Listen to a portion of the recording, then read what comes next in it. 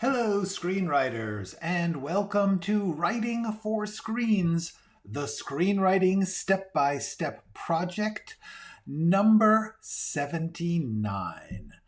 My name is Glenn Gers. I am coming to you every weekday, if I can make it, at 3 p.m. Pacific Standard Time to work through a pilot TV drama script from rough idea through outline to rough draft, which is where we are now, and then a polished draft and a project overview document to sell the whole series. All of that, step by step, every day's work, looking over my shoulder, sharing my screen so that you can see how I do it, in the hope that that is useful to you. I am a professional screenwriter and TV writer for the past 25 years, and I wanted to try and demystify this process a little bit because it seems like it's very hard to learn.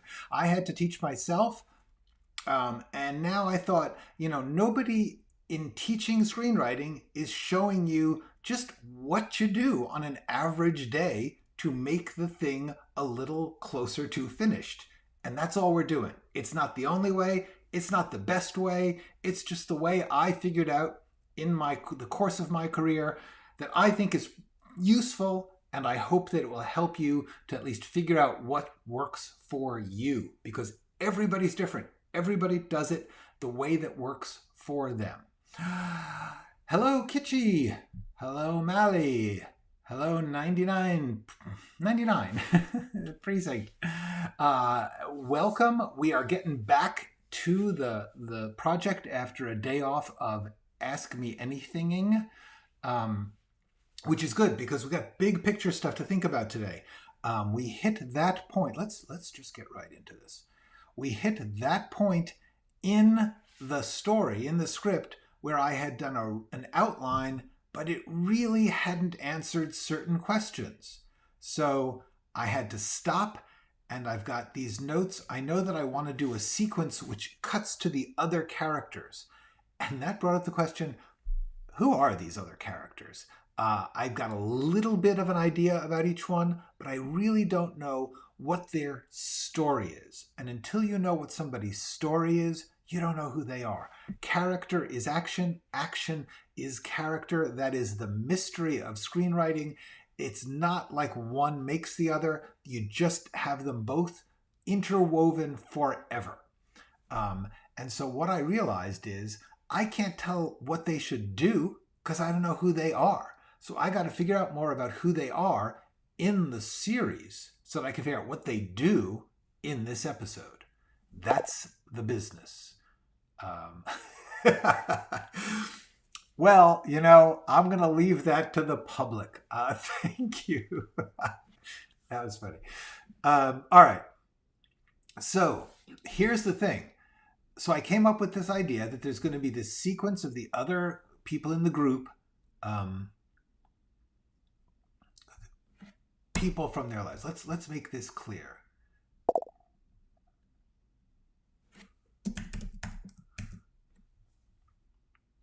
All right. Okay, so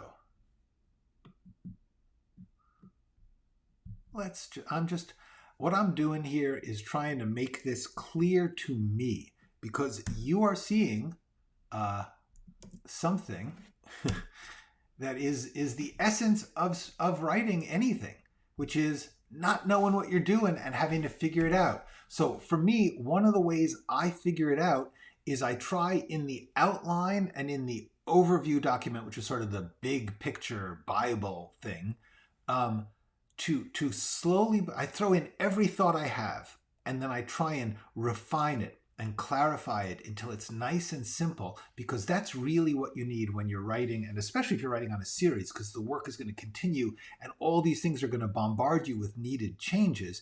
And if you haven't figured out the simple center of each character, each episode, etc., you're going to get lost and you're going to patch. Patching is death. Patching is when you solve a problem I got to solve this thing right now with this way, instead of thinking, how does it weave into the whole fabric? You just stick a thing that's a different fabric altogether to save the day for that item. That's what makes crappy scripts. So, all right, so what I'm doing now is just literally just cleaning up my language of this so that I will be able to, the more you clean up the language in your outline and stuff, the more you ask yourself a specific, clear question. The question here is, who are these people? What is their story? And so, hi Roddy. So what I am going to do is step away for a sec, step back to the overview, where, I don't know if you remember, I put a lot of things. I put themes in here. I've got this little summary of the whole story. Oh yeah, anything's okay in a rough draft. Absolutely. Much of the rough draft is just patchy. It's just like, I think this will go here. I think this will go. Then later you can work on it, of course. Absolutely. But for me, having had a fair amount of experience at doing this, I recognize the places where I need to stop and ask the big question.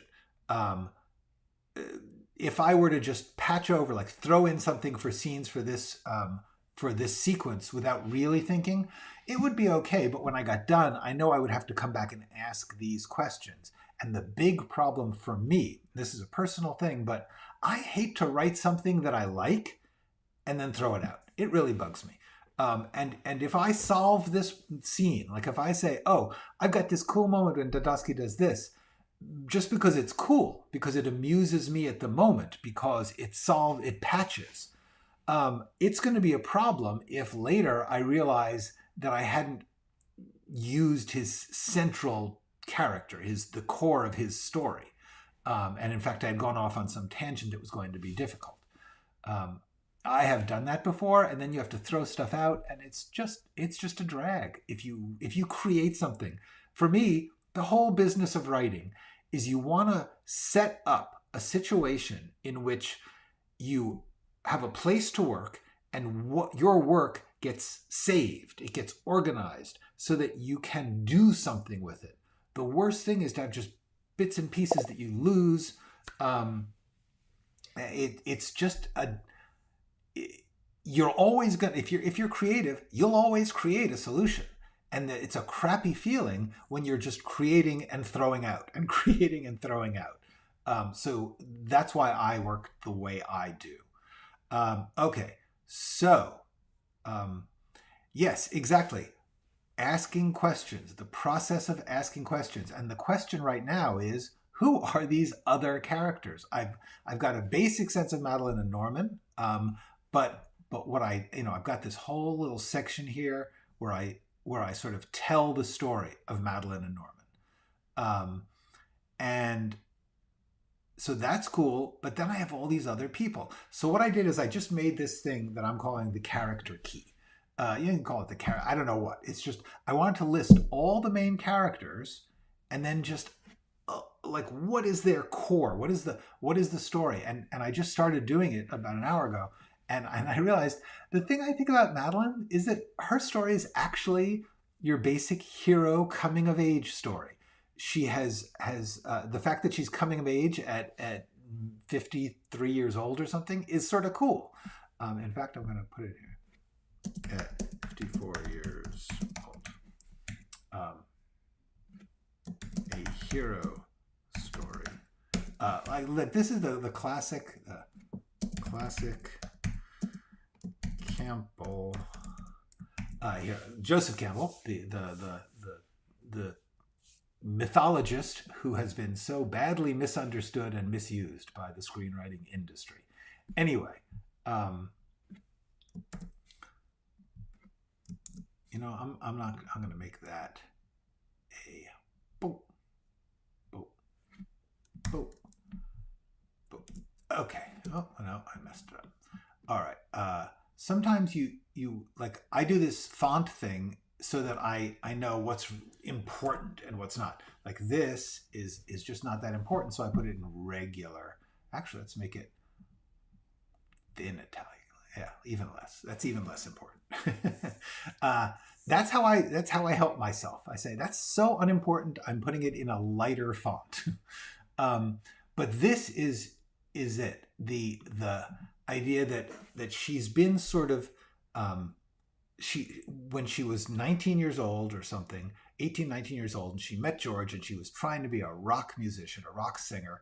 She was on the verge of being a certain person, of finding herself. And then she got scared, and we'll have to define exactly what scared her. And she took the safe road.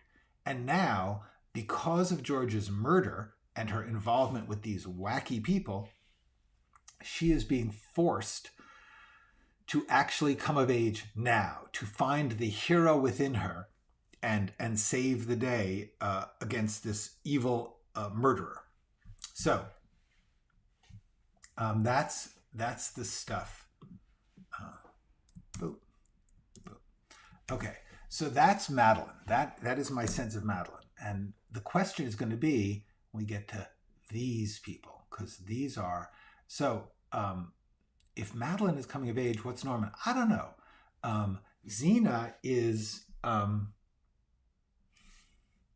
coming apart at the seams. She is someone who, driven by shallow greed and desire for attention, she is coming apart at the seams. She is because she is not the real evil. Not the core evil villain. This is important too.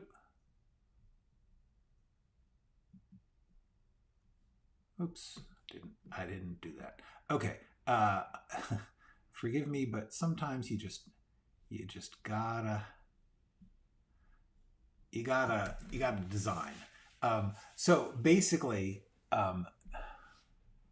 okay, and Deacons is the core evil, the core villain, human evil. Okay, I will obviously have to get deeper into that, but that's his real role.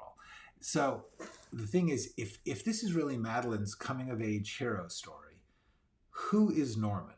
And what does he have to do with it? And I have to say, I believe he is slightly secondary to Madeline.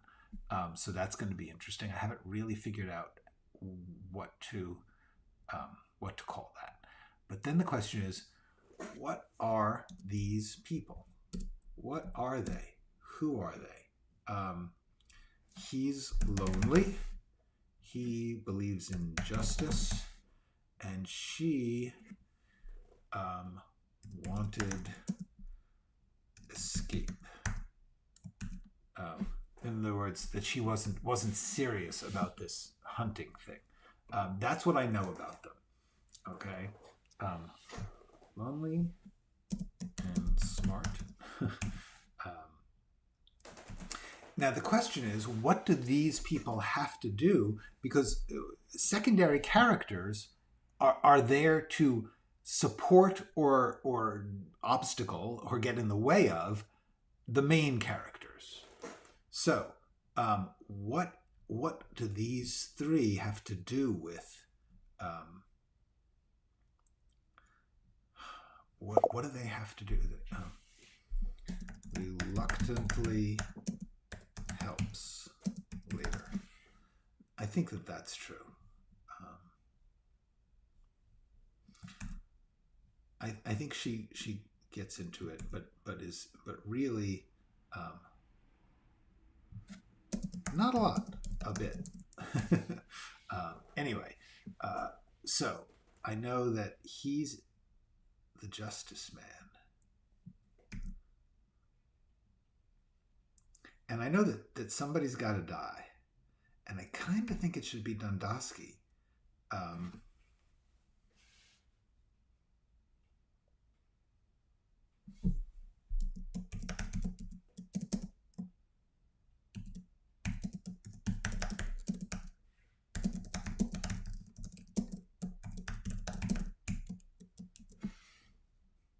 and there's kind of two ways.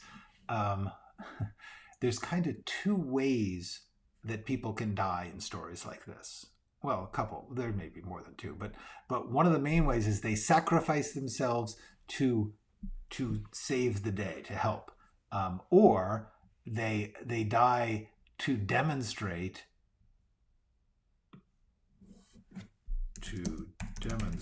how powerful Deakins is. Yes, I think that's dies to demonstrate how powerful Deakins is. I think that is his big story. Is that the guy who should be the scariest, toughest, meanest, baddest guy can be beaten by our villain. That simply makes our villain scary. And that may be Dundosky's purpose, is that Dundosky seems like he's going to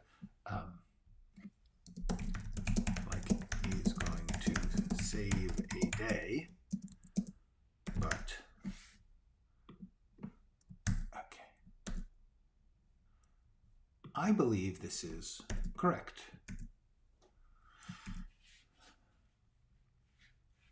Okay, that's interesting. Now, I believe I have just learned something about our story, which is that somewhere in the middle or second half, Dundosky has to die.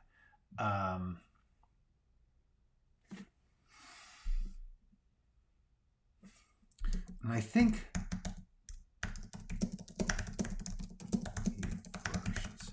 I believe that this is his story, is that he's a guy who's got some problems, clearly, and we have to figure out what they are. But by the group of oddballs, he flourishes. I want that story. I want one of those.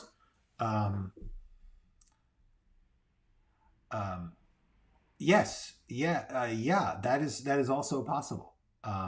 It is possible that that his death is also a tip, a tell to what kind of mistake is fatal. I'm not sure. Have to think about that. But I think I want McLean to come up to some of the times you get this character who's like a little wacko, offbeat, like you can't. He seems like a loser, but with the right support and purpose, they become secondary heroic. And I haven't quite figured out what she is. But the main thing is, well, the one thing I know is that she really wants to be out of it. And I think that's, but is out.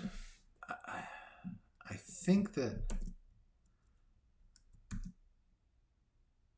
think it would be cool for me. The thing about a story like this is that you're basically talking about a group of oddballs who come together and form a team that's super heroic.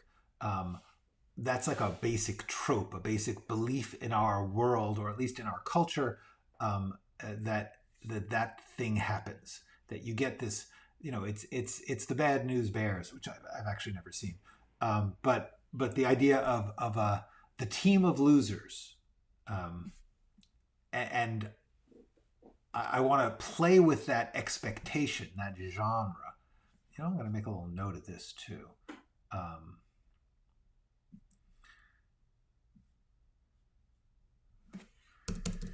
It's a team of losers story, but not that simple.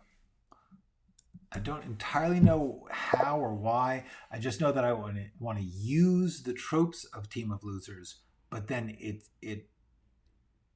becomes more of just a story of the main two. Yes, Kelly's Heroes, which is not a great movie, but has that same thing, that sense of. In many ways, Kelly's Heroes, I think, got made because of Dirty Dozen, which is actually really dark. If you've ever actually watched The Dirty Dozen, I remember when I first saw it, I was like, yeah, cool, a war movie. And then I hadn't seen it for many years, and I saw it recently. I'm like, holy crap, that goes dark. For a war movie, it was like of that time. Dirty Dozen is really great because it's definitely Team of Losers, but it's not pretty. It's pretty rough. Anyway, I was talking about The Dirty Dozen. The Dirty Dozen is about a group of prisoners, of soldiers who have been put in military prison, and they get released. They don't get released. They get given a mission where it's like, if you can survive this mission, you may get out of jail. It's also Suicide Squad, which is, by the way, the new Suicide Squad, James Gunn's Suicide Squad. That's a fun movie. Anyway, all right. Let's see. So now let's just talk. How does this, now that I've got at least some sense of the three people that we're going to be checking in on, what are we seeing about them? So I'm going to put that away and go back to this and think. So actually, the thing about McLean is that we have to see him. We need to see him being a failure and an outcast. The key to this, here, later he will shine. All right. I don't know if you got, yes. Magnificent Seven is another marvelous one, which is based in Seven Samurai, of course. And actually, it kind of is. There's a movie called The Untouchables. The Untouchables, which has a phenomenal script by David Mamet, and is without doubt, in my opinion, the best Brian De Palma movie. Brian De Palma is a troubling and irritating filmmaker for me, who has some really fun things, but is basically seems like a terrible person, and it comes out in his movies. He's just icky about men and women and relationships and movies and society. He's just ick.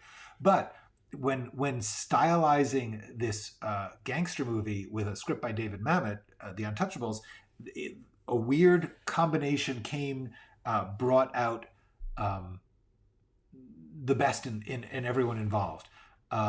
So I would recommend that as that's a great script.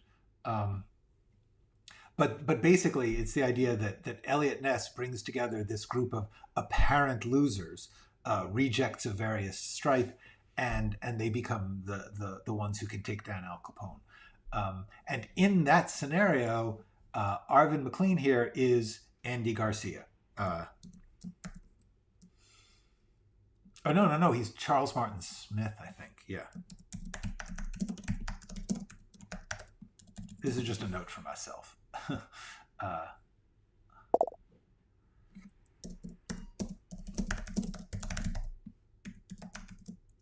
Okay.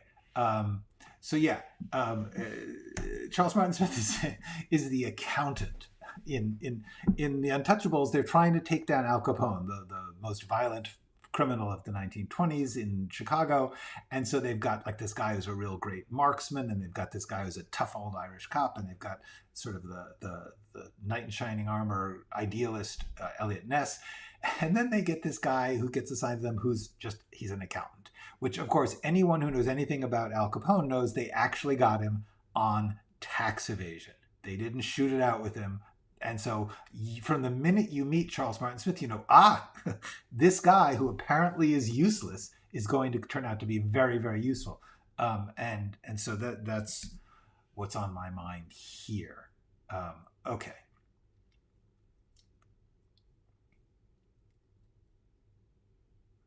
Okay.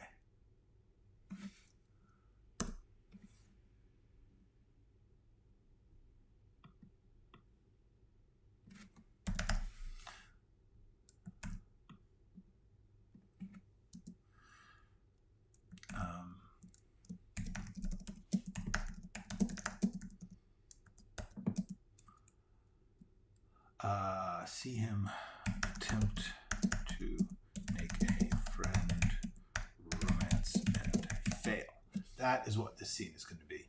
It is going to be an attempt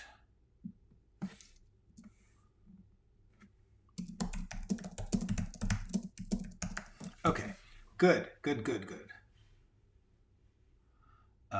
Look at that. We have gone from pink to not pink. That is, all right. And this also becomes important enough to get into the overview. Boop, boo. Boop, boo, boop, boo.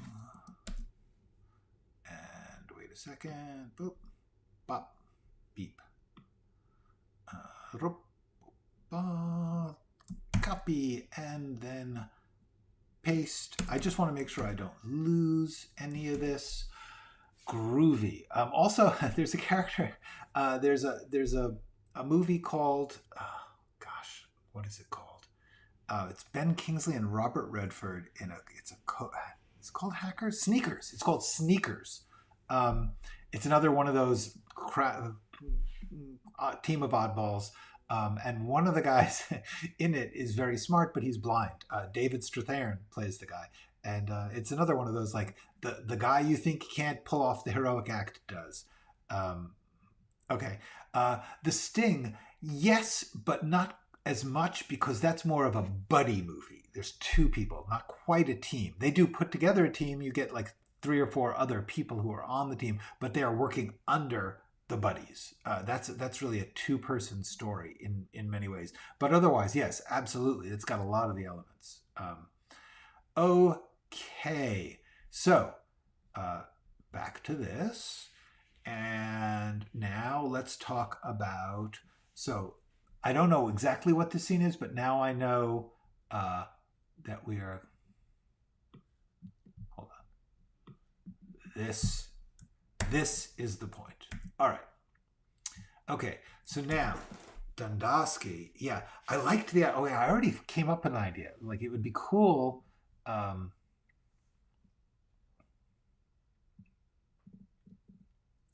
Anyway, yeah, the Dundosky. We are going to see him be a killer here. We are going to see him being a drug dealer. We're going to see him, no matter how he talks about honor and justice, he still has to play the ugly game of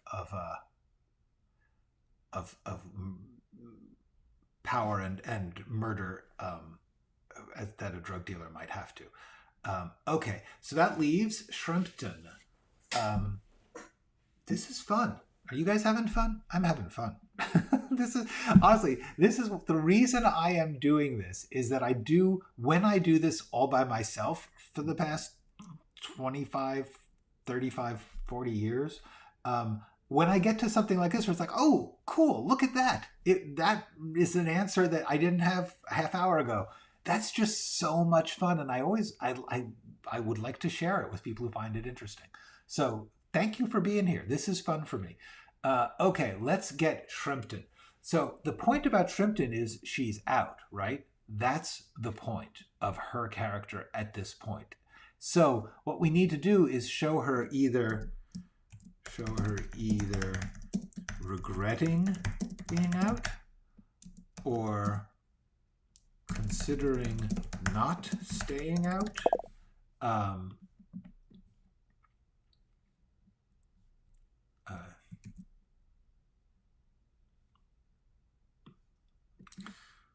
Okay. Okay, so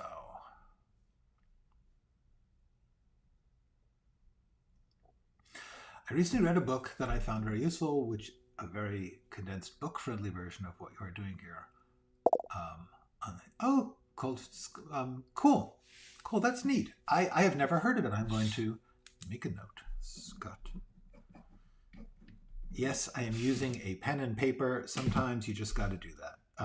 Actually, the reason is I'm afraid if I open up another document or something here, it'll show up on my shared screen, and I really try to keep some boundary between you guys and everything on my desktop.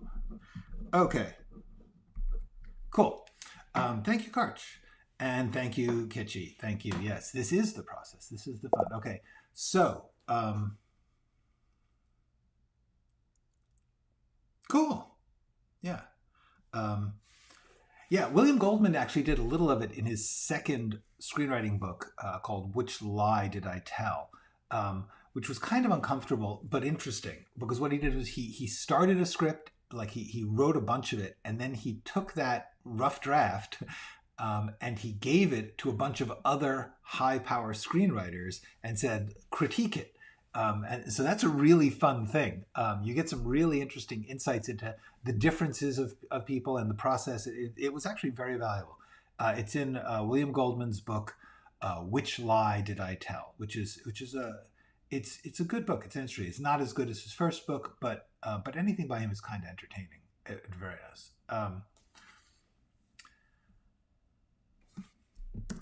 Okay. Now, the thing about debating the value of web sleuthing with someone in her life, which is what I have here, is for her, the value is entertainment, escapism.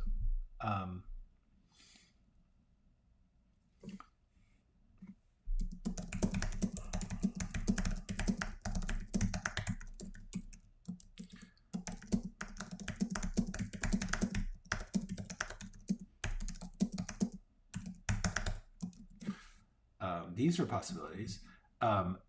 Maybe she's like going through a kind of withdrawal from not being on the case, or possibly she's trying to replace it with a new case, a new group, and it's not working. The main thing is how to get that into a scene.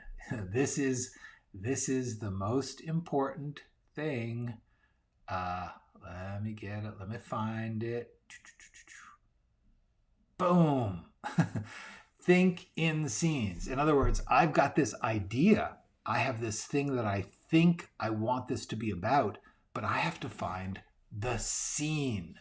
What is the scene that Shrimpton does this in? What is the action? That's the other thing. When you think in scenes, what you are doing is finding the action. And currently, I don't have an action here. I'm going to ask myself, what is the action?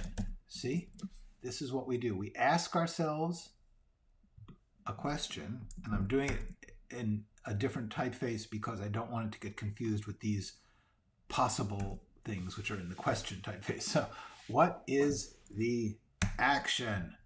All right.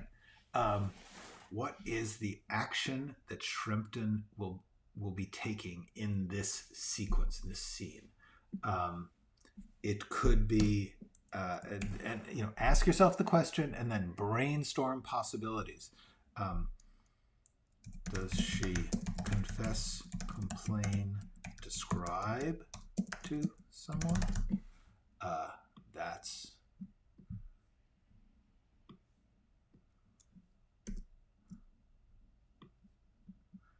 is she telling someone about the problem of this?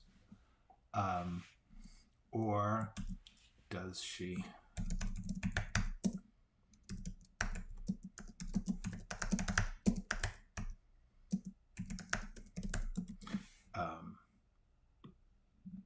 work to shut out? Is she trying? Is she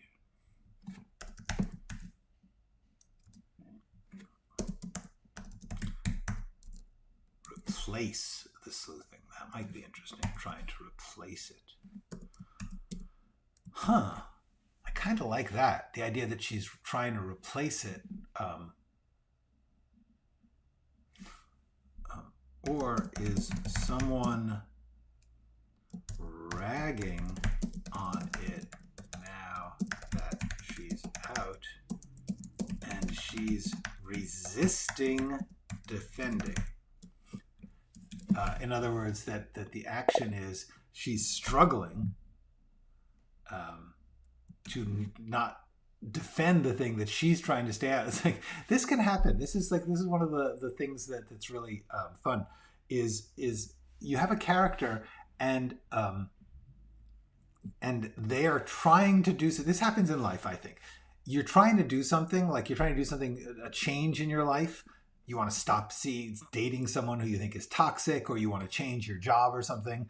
And so you say to your friends, like, I'm never going back to that gym. I am breaking up with that person. And then they say, oh yeah, and they just begin to just trash them to the point that you start to defend them which they think they were helping you, but they're actually turning you back into it because you're in your need to defend because they're overkilling. So that actually, this is striking me as good. I am going to put boom, boom.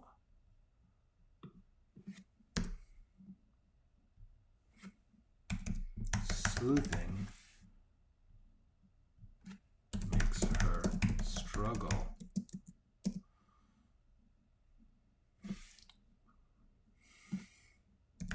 Provoked to defend it. Okay. So we got a little bit of this stuff in there. Yes, yes. Okay. Okay, so she is not trying to hang out with another, but she is going through a kind of withdrawal. Look at this.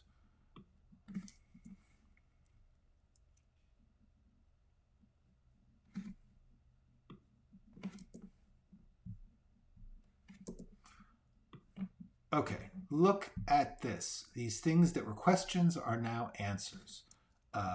Is this a scene yet? No, but it's an idea for a scene. That's what we got here. Thank you. I am struggling with this. Originally, the whole point of these videos was that I was going to do a book first. And then when I had the book to sell, look, it's in a book. And now I'm doing videos and they're actually kind of promotional for the book. And then I thought, I don't, the book is going to take years and it's going to be difficult. And it's not, I don't even know the exact form of what I want to say. So I decided just do the videos, just do it, just talk directly. And now I have to consider reverse engineering into a book. I don't know. I might. Thank you. It is not impossible. Hey guys, look. Guys being, by the way, gender neutral. Hey, people, we did it. We went from a big pink section to a big mauve section, or whatever this is. Plum, I think this is. Anyway, we have gotten a lot. Okay, and it is an intercut sequence. Gosh darn it, I am making a decision. Writing is making choices.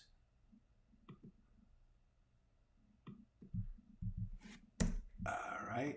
Boop, boop, boop. Look at this. Look. Huh.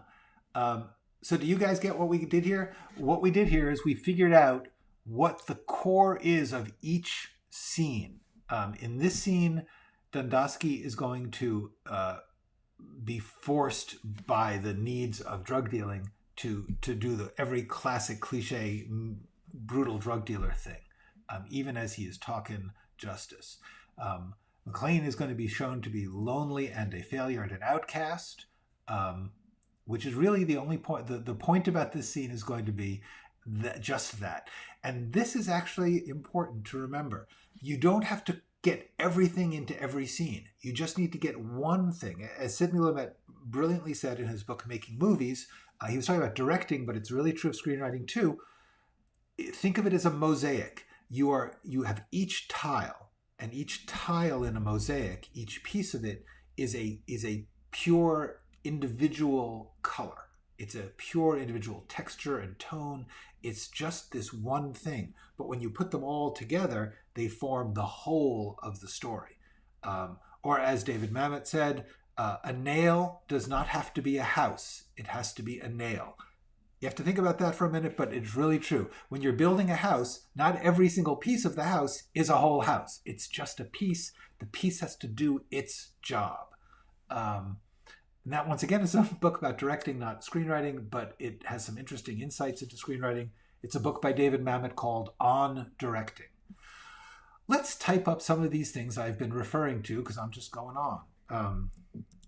Making Movies by Sidney Lumet, and I wasn't done there.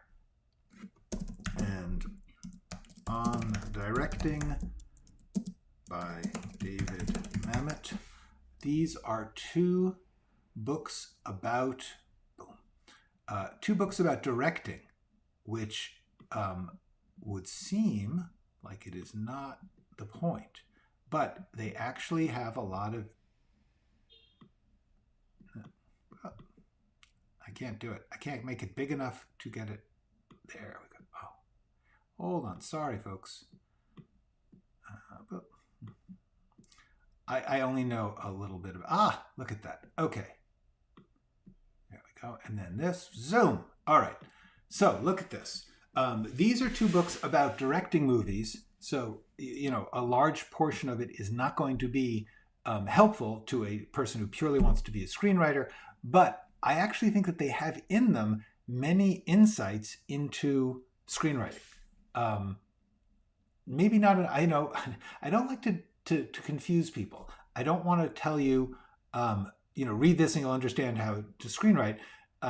But these two books have many insights into the process by which a movie is made, and very often, if you do some translating, if you do some work in your head, you can say, I am learning a lesson about writing from this. They're old school. They're from another generation, another type. They're from when movies were made on film and you had to decide what to print and all that crap. So it's obviously different, but there are some insights. This mosaic thing and the nail in the house thing, they're valuable. Anyway, just a thought. So yeah, there we go. Anybody got any questions? Because otherwise, I think we're going to just cool it, because we completed an action. The task was figure out what these scenes were, and we have accomplished that. And so, time to get a drink or something. All right. I guess that's it for today. Thanks, everybody. I am going to do my famous sign off and say, see you tomorrow. Go write something.